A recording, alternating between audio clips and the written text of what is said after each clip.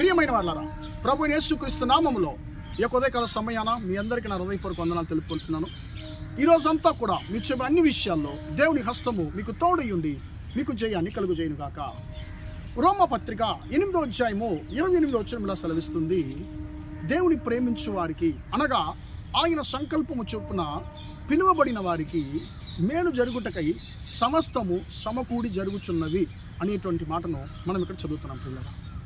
పిల్లల యొక్క వచనము మనకిచ్చేటువంటి సందేశం ఏంటి అని మనం ఆలోచిస్తే, మన జీవితంలో దేవుడు కీడు ఎందుకొరకు ఆయన అనుమతిస్తున్నాడు అనేటువంటి ప్రశ్నకు సమాధానాన్ని ఒక వచనము మనతో చెప్పుచుంది.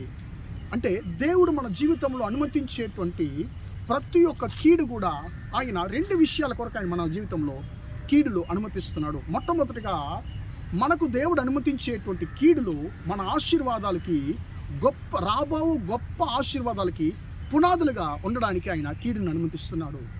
రెండవదిగా మన జీవితంలో దేవుడు ఎందుకు కీడును అనుమతిస్తున్నాడంటే రాబోయేటువంటి పెద్ద ప్రమాదాల నుంచి మనం తప్పించడానికి మనల్ని మన జీవితంలో కీడును ఆయన అనుమతిస్తున్నాడు అనేటువంటి దాన్ని మనము ఈ యొక్క వచనం ద్వారా మనము తెలుసుకోబోతున్నాం. ప్రియమైన బిడ్డలారా, చాలా సంవత్సరాలకు ముందుగా మన దేశంలో ఒక రాజు ఉండేవాడు. ఆ రాజుకు ఒక వ్యక్తి ఉండేవాడు.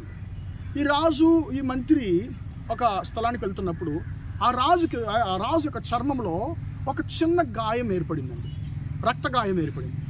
అప్పుడు రాజు ఆ రక్త గాయంతో బాధపడుతుంటే ఈ మంత్రి అన్నాడట, రాజా ఇది మంచిదికే, నువ్వేం భయపడద్దు, ఇదంతా మంచిదికేలే, సంతోషపడు అన్నాడట. ఈ రాజు కోపం వచ్చి, నాకు రక్తం వచ్చి నేను వేదన పడుతుంటే నువ్వు మంచి కొరకని చెప్పి సంతోషపడుతున్నావు, ఏం పిచ్చోడు వరాను అని చెప్పి ఆ యొక్క మంత్రిని ఏం చేశాడంటే చెరసాల్లో దోసేశాడు. అంటే చెరలో ఆయన వేసేసాడండి, చెరలో వేసేసాడు. ఇంకా రాజు ఆయన మీద ఎక్కువ కోపంగానే ఉన్నాడు. ఇది జరిగిన కొన్ని రోజుల తర్వాత ఈ యొక్క రాజు మాత్రము ఒంటరిగా వేటకెళ్తున్నాడు అడవికి. పిల్లరా, ఈయన వేటకెళ్ళినప్పుడు ఈయన అనుకోని రీతిగా అంటే మనుషులను చంపుకొని తినేటువంటి అంటే నరమాంసాన్ని తినేటువంటి అడవి జాతి ప్రజల దగ్గర ఈయన చిక్కుకుంటున్నాడు ఈ రాజు. పిల్లరా, ఇప్పుడు ఆ రాజుని చంపి అంటే వాళ్ళు తినడానికి అన్ని ఏర్పాట్లు జరుగుతున్నాయి. ఈ రాజును వారు తన యొక్క అడవి దేవతకు బలర్పించి తర్వాత వారు ఏం చేస్తారంటే మనుషుల్ని తింటారు. ఇది వాళ్ళ యొక్క అలవాటు. ఇప్పుడు ఒక సంప్రదాయం చేయాలి. ఏంటంటే ఆ యొక్క అడవి ప్రజల యొక్క నాయకుడు వచ్చి ఏం చేయాలంటే మొట్టమొదటిగా ఇతన్ని పరిశోధన చేయాలి.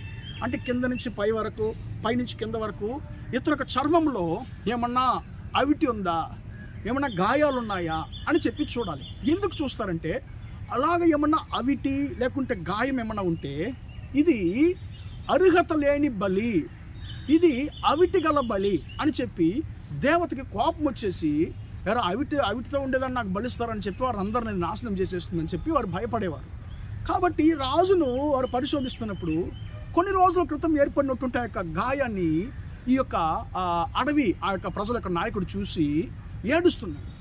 అయ్యా ఎందుకు ఏడుస్తున్న వాళ్ళని వాళ్ళు అడిగితే, ఈ బలి అవిటి బలి, ఇతని చర్మంలో రక్త గాయం ఏర్పడింది, ఆ రక్త గాయం యొక్క ఆ యొక్క మచ్చ ఉంది అని చెప్పి నేను చేస్తున్నానంటే నువ్వు బలి అర్పించడానికి అర్హత లేనివాడు అని చెప్పి ఆయన్ని తరిమి వేస్తున్నారు అక్కడ నుండి. ఇప్పుడు ఈయనకు అర్థమైంది, అరే మన మంత్రి చెప్పింది అది కరెక్టే అని చెప్పి ఆ మంత్రి దగ్గరకు వచ్చి, తన రాజ్యానికి వచ్చి మంత్రి దగ్గరకు వచ్చి చెరసాలకి వెళ్ళి క్షమాపణ అడుగుతున్న మంత్రి, నన్ను క్షమించయ్యా, నువ్వరో చెప్పావు రాజా ఈ రక్తగాయం నీకు మంచిదికే జరిగిందిలే, భయపడద్దు, సంతోషపడన్నావు, నేను నీ మీద కోపడి నీ చెరసాల్లో దోసేసాను. కానీ ఈరోజు నేను నరమాంసాన్ని తినేటువంటి అడవి ప్రజల దగ్గర నేను చిక్కుకున్నాను. వాళ్ళు నన్ను పరిశోధించి బలర్పించడానికి ముందుగా ఈ గాయాన్ని చూసి నన్ను వదిలిపెట్టేశారు. ఇది అవిటి బలి అని చెప్పి ఈ గాయం ఉన్నదోళ్ళ ఈరోజు నేను ప్రాణాలతో బయటపడ్డానయ్యా, నన్ను క్షమించు, నేను చెరలో వేసేసాను అని చెప్పి అన్నప్పుడు ఆ మంత్రి అంతా ఇది కూడా మంచికే అన్నాడట. ఎందుకు అయ్యా ఎట్లా అంటున్నావు అంటే, అవును రాజా, ఇప్పుడు నువ్వు వెళ్ళావు, నీ చర్మంలో రక్త గాయం ఉన్నది కాబట్టి నువ్వు తప్పించుకున్నావు, నా చర్మంలో ఒక చిన్న గాయం కూడా లేదు. కాబట్టి నేను కానీ నీతో వచ్చి ఉంటే నిన్ను వదిలిపెట్టి నన్ను బలిచ్చేసి ఉంటారు, ఇది కూడా మంచిదికే అని చెప్పి ఆ యొక్క మంత్రి చెప్పాడంట. ప్రియమైన బిడ్డలారా, చూడండి, ఇప్పుడు అందువల్ల ఆ మంత్రి ఏం చేయబడ్డాడు, రాజు ద్వారా హెచ్చించబడ్డాడు. ఆ రాజు ద్వారా ఆ యొక్క మంత్రి అయ్యో నేను అపార్థం చేసుకున్నాను అని చెప్పి ఆ మంత్రిని ఇంకా ఎక్కువ ఒక స్థితిలో ఆ రాజు హెచ్చించాడు.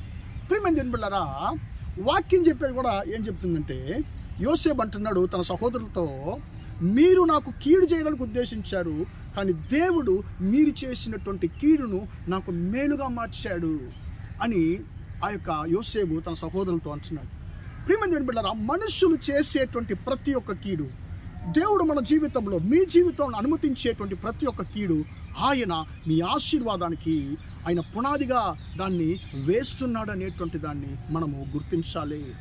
రెండవదిగా ఆయన మన జీవితంలో అనుమతించేటువంటి కీడు రాబోయే గొప్ప ప్రమాదం నుంచి మనం తప్పించబోతుంది. అందుకే చిన్న కీడును మన జీవితంలో అనుమతించాడు అనేటువంటి దాన్ని ప్రియులరా మనము గ్రహించాలి.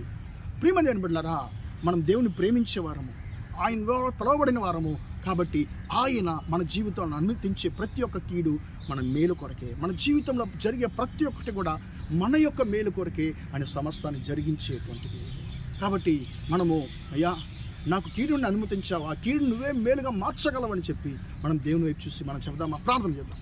ప్రేమగల మా తండ్రి, దయగల దేవ, ఇంతవరకు ఈ మాటలు విన్న తండ్రి, నీ బిడ్డలు మీరు దీవించండి, ఆశీర్వదించండి అయ్యా. అయ్యా నీ ద్వారా నిన్ను ప్రేమించే వారికి, నీ ద్వారా పిలువబడిన వారికి నువ్వు సమస్తాన్ని మేలు కొరకు చేసేటువంటి దేవుడు తండ్రి. మా సహోదర సహోదరుల యొక్క జీవితంలో జరుగుతున్నటువంటి ప్రతి ఒక్క కీడులో యేసయ్య నామంలో మేలుగా మారునుగా కానీ ప్రార్థిస్తున్నాను. వారి యొక్క కీడు ద్వారా హెచ్చించబడుదురుగా కానీ ప్రార్థిస్తున్నాను. అయ్యా స్తోత్రం యొక్క వచన ప్రకారం తండ్రి మీ బిడ్డల యొక్క జీవితంలో క్రియ జరిగించమని ప్రార్థిస్తున్నాను. ఈరోజంతా మా సహోదర సహోదరులు చేసే అన్ని విషయాల్లో మీ హస్తము తోడుని వారిని ఆశీర్వదించమని యేసయ్య నామములో